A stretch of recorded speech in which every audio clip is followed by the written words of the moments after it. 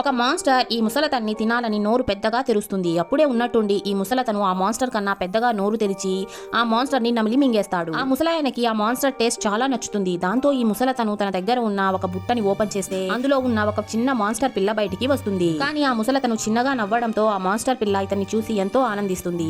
ఆ తరువాత ఈ ముసలతను తన దగ్గర ఉన్న ఫుడ్ ని ఆ మాన్స్టర్ కి తినిపిస్తే ఆ మాన్స్టర్ కి ఆ ఫుడ్ వాసన నచ్చదు. కానీ ఆ ముసలాయన ఆ మాన్స్టర్ ని వదలకుండా ఫోర్స్ గా ఆ ఫుడ్ ని ఆ మాన్స్టర్ కి తినిపించేస్తాడు. ఆ ఫుడ్ తిన్న తర్వాత మాన్స్టర్ కి ఆ ఫుడ్ నచ్చడంతో ఇంకా కావాలి అని అడుగుతూ ఉంటుంది.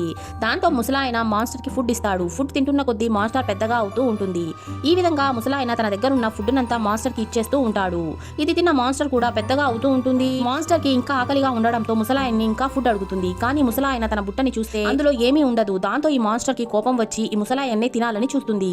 అప్పుడే ముసలాయన మాన్స్టర్ కన్నా పెద్ద నోరు తెరిచి ఆ మాన్స్టర్ ని తినేస్తాడు. ఆ తరువాత ఈ ముసలాయన తన బుట్టని ఓపెన్ చేస్తే మళ్ళీ ఇంకో చిన్న పింక్ మాన్స్టర్ బయటికి వస్తుంది. ఈ కథతో మనకి అర్థమయ్యే విషయం ఏంటంటే ఎవరైతే మనల్ని ప్రేమగా చూసుకుంటున్నారో, మనం అడిగేటివన్నీ ఇస్తున్నారో వాళ్ళు మన మంచి కోరే వాళ్ళు అయి ఉండాల్సిన అవసరం లేదు. వాళ్ళ అవసరాల కోసమే ఇలా చేస్తున్నారు అని అర్థం చేసుకోవాల్సి ఉంటుంది. మీరేమంటారు? కామెంట్ చేసేయండి. వీడియో నచ్చినట్లయితే లైక్ చేసి సబ్స్క్రైబ్ చేసుకోండి.